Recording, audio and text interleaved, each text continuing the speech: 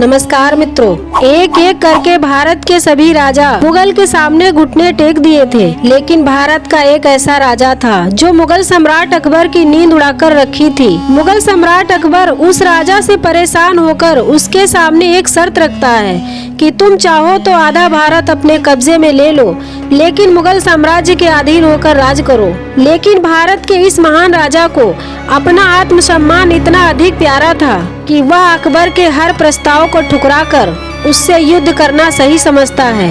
भारत के उस महान राजा का नाम था महाराणा प्रताप सिंह, एक ऐसा राजा जिसका नाम सुनकर अकबर के सारे योद्धा कांपने लगते थे। तो आइए मित्रों, जानते हैं उस महान शख्सियत महाराणा प्रताप सिंह के बारे में।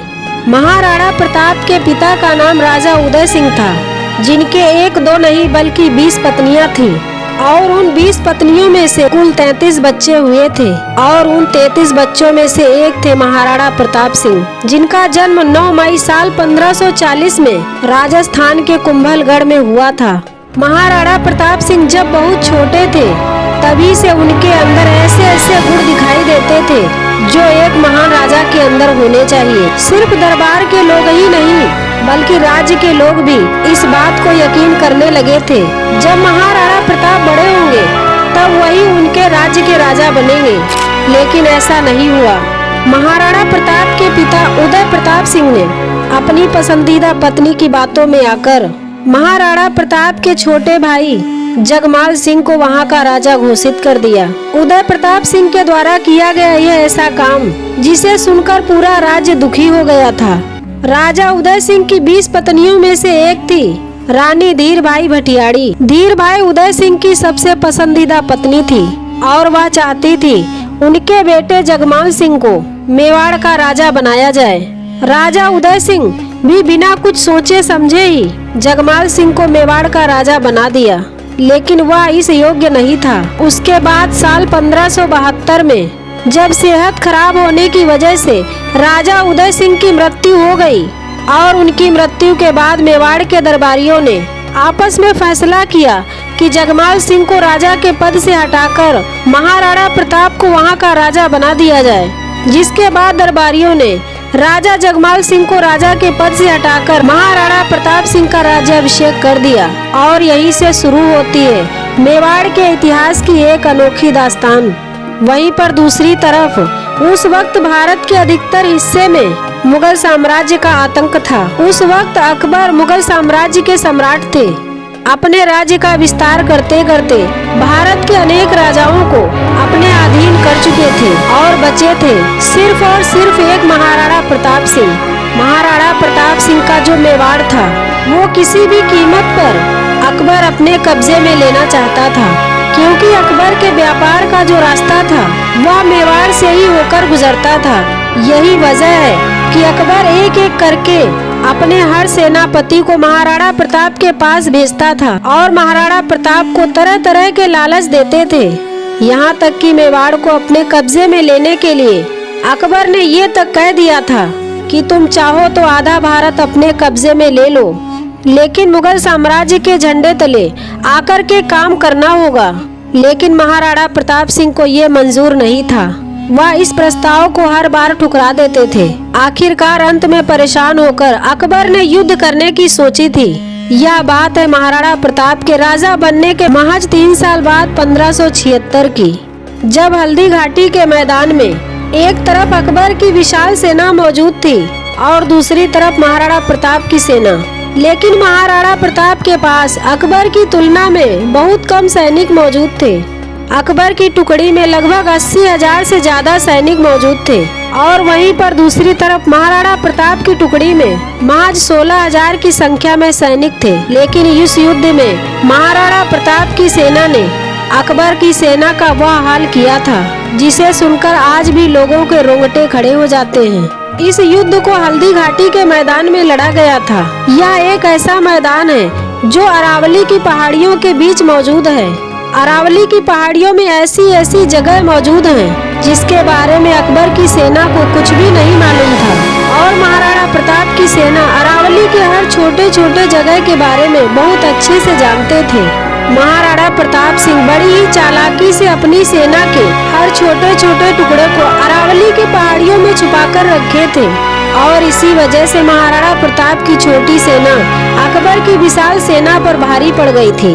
बताया जाता है कि महाराणा प्रताप के शरीर का आकार आम इंसान के शरीर के आकार से काफी ज्यादा था। उनके शरीर और ताकत का अंदाजा इसी बात से लगाया जा सकता है कि वह युद्ध के मैदान में 70 किलो का कवच पहनते थे और वह 80 किलो का भाला अपने हाथ में लेते थे और उनकी तलवार का वजन लगभग 20 किलो का था। अगर वो 80 किलो के भाले से किसी के ऊपर प्रहार कर देते होंगे तो उसकी हालत क्या होती होगी। महाराणा प्रताप सिंह के बारे में एक किस्सा और बताया जाता है। अकबर के सबसे बड़े सेनापतियों में से एक था बहलोल खान।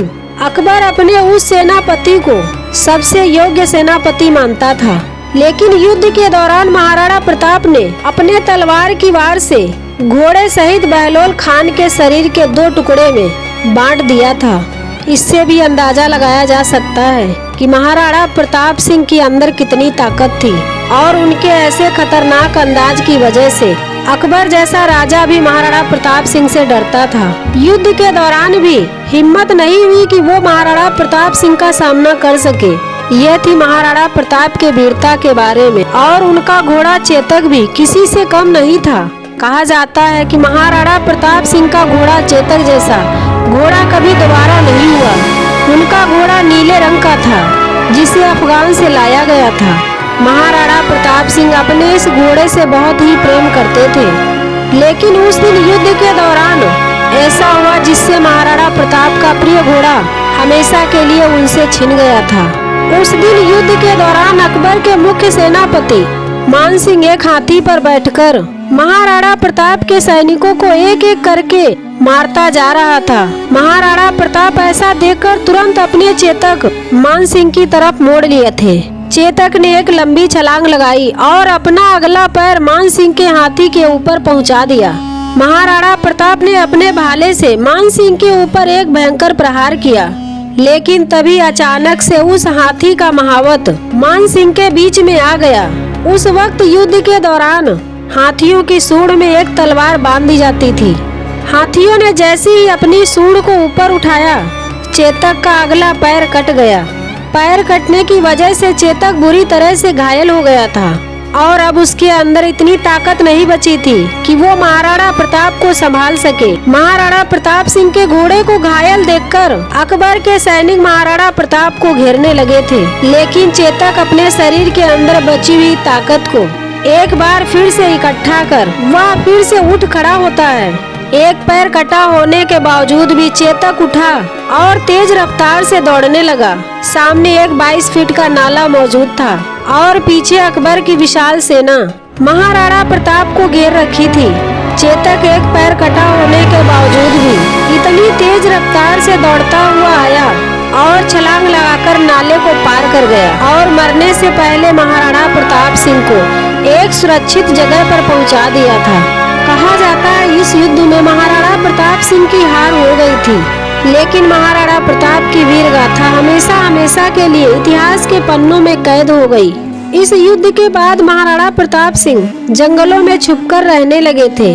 अकबर को लगता था कि अपने हालातों से तंग आकर एक दिन ऐसा आएगा कि महाराणा प्रताप उसके आगे झुक जाएंगे, लेकिन ऐसा नहीं हुआ।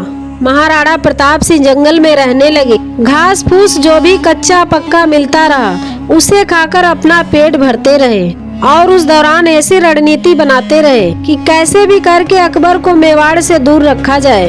हल्दी घाटी के युद्ध के बाद भी अकबर कई सालों तक अलग अलग तरीके से महाराणा प्रताप सिंह को हराने की कोशिश करता रहा, लेकिन अकबर की हर वो कोशिश नाकामयाब रही।